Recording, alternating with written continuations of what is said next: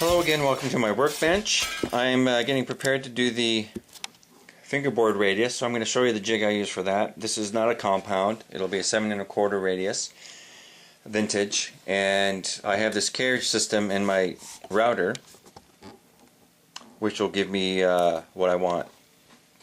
I'm using two 3-foot aluminum tubes that are 6-inch centers, and they're dead straight.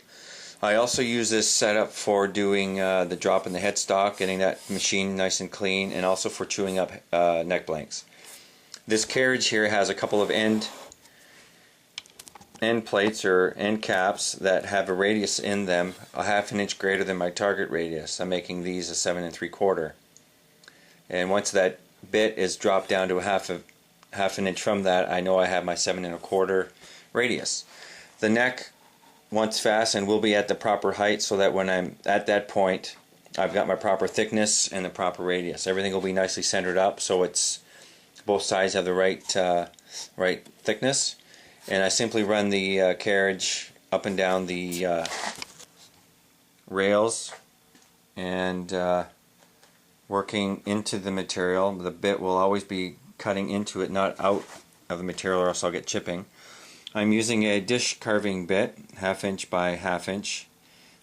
This is a nicer bit to use because it's meant for flat cutting or machining, and it'll give me a nice clean surface, and there will be minimal amount of sanding to do. Anyways, that's the explanation for that. It's pretty straightforward.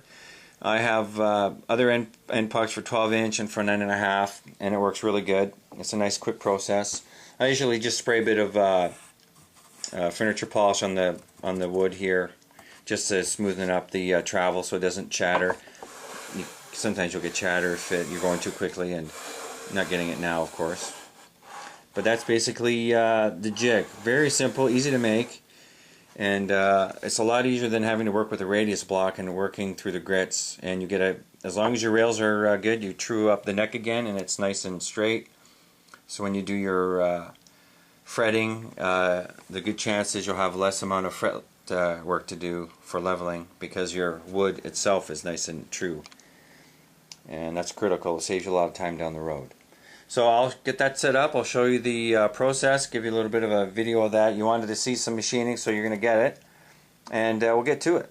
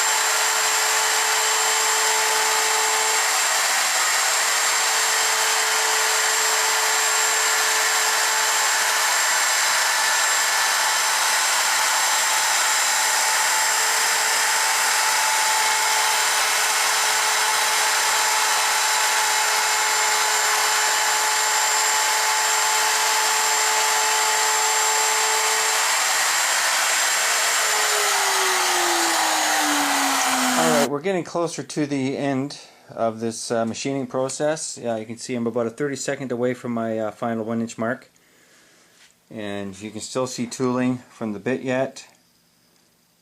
Once I do my final pass, I'll be doing double the amount of passes across the length, which will take a little longer, but it'll give me a smoother surface. There you can see the nice radius, and when I run a straight edge on it, I have a nice newly machined flat surface. When I do my fret leveling, the chances of having high frets will be reduced And if I do a really good job, there may not be any or very, very minimal fret leveling to do at all, which was the case with the butterscotch blonde I recently did. A lot of it comes with just practice, and the more you do, obviously, the better you'll get. As I said, I hog out. I take very coarse passes along at the initial stages just to get down to close. When I get to my 30-second mark, then I'll start to refine my passes and get that taken care of. You'll probably notice too that when I was recording my passes, I was coming back with the bit coming away from the edge, which could have caused chipping. It didn't, fortunately. If it had, I would have still had a bit of room since I wasn't finished at my finished thickness. But you want that edge to be really nice and sharp, so when you do your fretting, that edge of that fret will sit nice and tight to the corner, and then when you roll your edges, it all... Alright, we have a machined and finished fingerboard. There is slight amounts of tooling, but I can sand that out without a problem. This has brought me right to where I want to be, to within a 64th. And we have our 7 1/4 radius, and we have a nice straight surface to work with now. And then from here we'll mount it back onto this template I use for my fret saw, a miter box, so I can start laying out my face dots and my side position markers, and then we'll be under the home stretch. There you go. Get a bit of an idea how it's looking now with the nice flame happening here. I don't have to tell you how good it's going to look. Anyways, I shall continue on. Have yourselves a good weekend. Okay, now that all the machining has been done to this neck, I have done a preliminary sanding with 320 grit over the fingerboard, and I've also hit it with some water to raise the grain, and so I can denib it and bring that back down, so that when I apply my amber dye I won't have to deal with that issue. I'll do that 2 or 3 times and then I'll know I'm good to go. The way I do it, because I work with True Oil and I'm working in between frets, is I will do, once the amber dye has been applied to the fingerboard and the face of the headstock, I will apply True Oil to the very top, 2 or 3 sessions worth, and then I'll let that cure, and then I will begin my fret slotting and installation of the frets. I've been finding that when I'm working between frets, if I'm not careful, I can get pooling along the edges of the frets, which I'm trying to avoid, because you want a nice clean fret look. You don't want it all gooped up with finish in there. And because I'm working with a finger application, if I can get more of the coats done beforehand, it'll save me a lot of work down the road. And then once I've installed the frets, they get nipped and I roll the edges, and then I simply add the rest of the dye to the remainder of the neck and the True Oil, then it all blends in. You don't notice a difference because we're dealing with all sharp edges here all the way along. Excuse me. And it's feeling really good. This is my first 7 1/4 neck.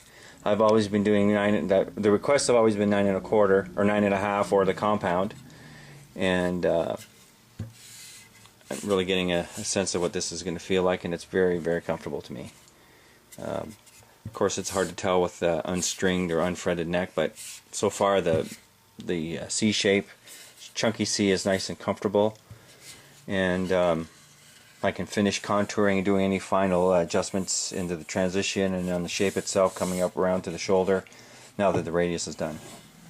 In the meantime, I'm going to get things prepared for applying the face dots and the side markers. Anyways, have a good weekend, and we will see you later on YouTube. Welcome back.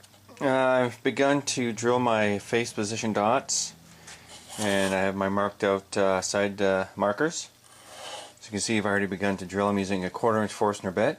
I just run my center line down the length of the neck, and then I find my center between the fret marks. I just slightly score the frets where the fret saw will be with my fret saw, and then I'll mark it out, and then I'll continue on.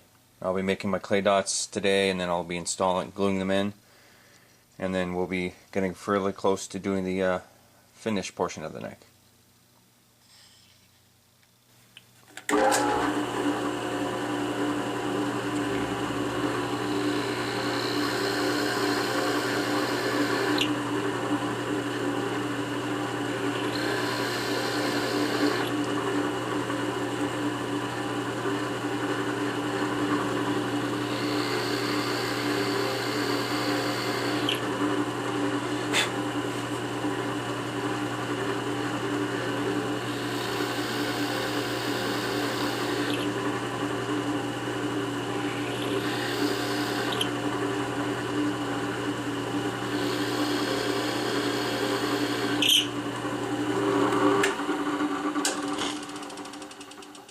There we go.